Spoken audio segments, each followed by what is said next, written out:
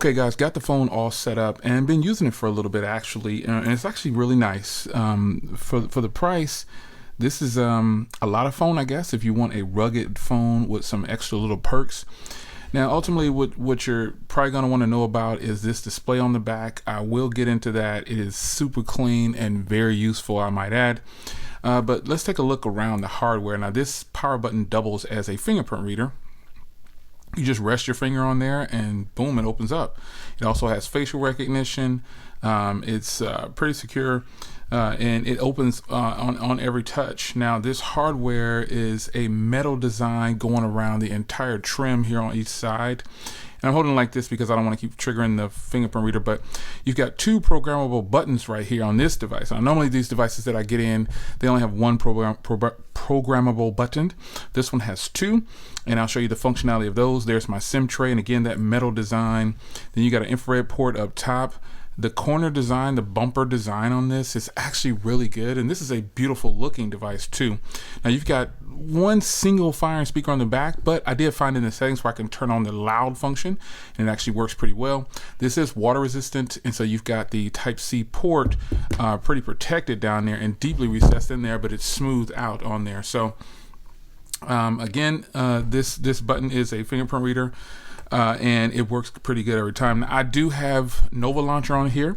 The default launcher would not allow me to do 5 across, so I added Nova Launcher, updated all the apps, and it is running Android 12, and that's just it. It is a smooth running device.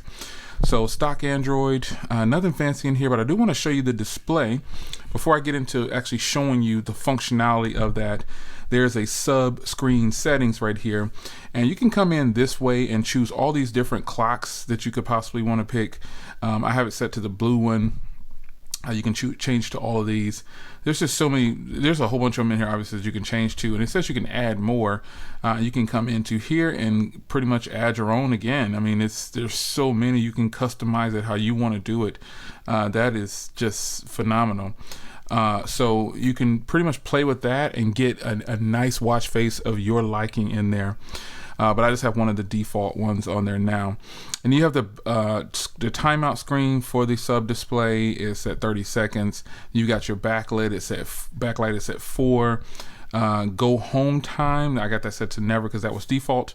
And then you have your main screen settings right here. So nothing fancy about the main screen settings, but I really want to show you that that actual display on the back that is very functional. It's like having a smartwatch on your display. Now, before I get into that, here's the camera settings.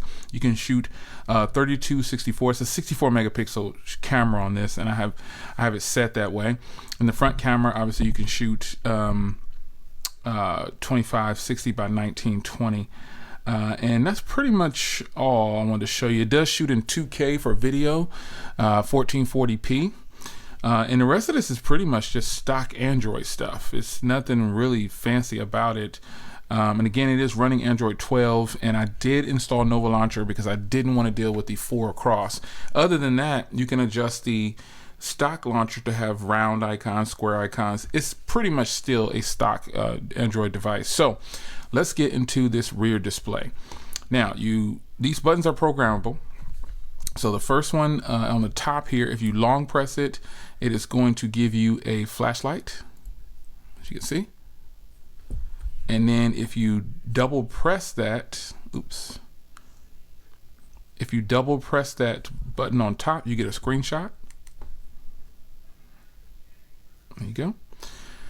And then the bottom one obviously is the outer display. So let's go ahead and choose that. So in order to control this, you can turn it on and off yourself here. Now, if you want to change everything from here, if you wanted to change this display from here, you double tap it like this, and then you get into all your watch faces. And I'm just going to set it back to that one, but that's how you can get into it. So let me go back and change it actually. There we go. Now, functionality of this thing, you swipe. There's swiping gestures. Now there's one swipe gesture down where you can see your battery. That is one. It's got these little arrows inside of here like that. There's one at the top right there you can kind of see, but you swipe back this way. Now you can go left and right, and if you go up, you can see what happens. Up was notifications. Okay, no. So here we go. You swipe left and right. There we go. I was swiping too hard. So notifications are you swipe up. Left and right is going to get into your applications that are available on the actual screen. So it may look like I'm swiping pretty hard, but I'm kind of new at it, man. So I'm trying to get it right.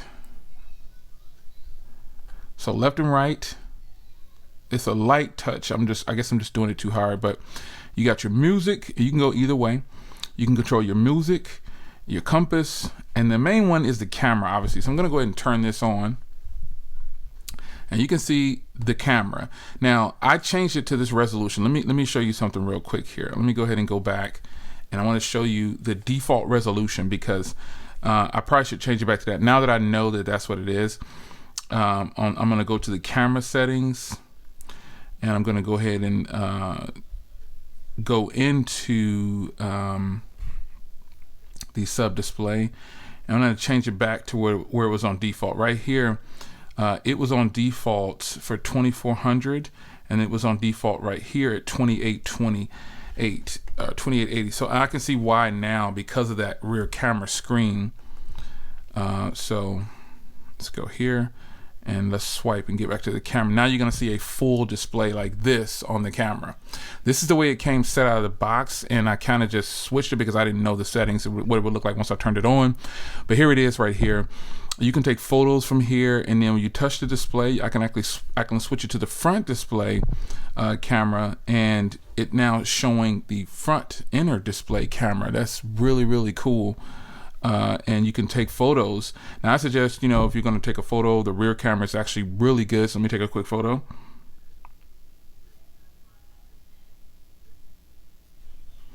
It's a little sluggish, I think. Let me see here. Let me see if it, yeah, there, we took that photo. So there you go. It's a pretty decent camera. You actually can use this, period. I tested out a bunch of photos, and that is a huge highlight of this device. It's like having a smartwatch on the back of your phone. You can see the display is bigger than the Pixel Watch display, or possibly in general. Yeah, so here's the Apple Watch display. It's basically a smartwatch on the back of your device, and that is one of the coolest parts about this device. Now I know that this is just a regular Android device, but man, and I've made some phone calls, did some speed tests, and it's picking up 5G. Let's see if I can get it. I can zoom in. There you go. You can see it's picking up 5G on T-Mobile. I don't trust that you should get this if you have AT&T, because you know how they do. They lock out phones and they don't allow people to actually use the devices that they want on that network. So folks, that is got to be one of the coolest functions and features of any phone I've ever tried and tested on the channel. And more importantly, this is just a beautiful looking device. This thing is beautiful. Here it is next to the Pixel 7 Pro. So you can see it's pretty much the same size as the Pixel 7 Pro and the S22 Ultra. The only difference is this is a rugged device, and that's just what it is. I'm trying to think what else I got over here. Here it is next to the Zenfone 9. You can see how small it is and how big these are. But just to give you some kind of size comparison, I don't want to keep grabbing phones, but this device is actually really, really solid, man. And I decided I'm just going to go ahead and just use it because it's actually really good. So the Unihertz TickTock-S, and the TickTock is obviously talking about the watch on the back of the device. That's really what the highlight of this is. Now, you judge how you want to judge this design. This isn't their first one either. This is actually like the 4th generation of it, I believe. And it's actually pretty useful. I didn't think that it would be, but it's actually really nice. You can leave your phone facing down and still, you can still get use out of it. So it's a rugged style device though. It's a waterproof, rugged device. So it's got a 6,000 milliamp hour battery inside. This one has 8 gigs, 128 gigs of storage. Dimensity 700, so that's why I'm getting the 5G in the US. But other than that, folks, this is a beautiful design, and I think this is probably a very eclectic device that you might be interested in. Some people who don't want to carry a smartwatch, this is your device. It's your man Jay. Hope you guys enjoy first impressions of this bad boy, and I'll see you in the next one. Take care.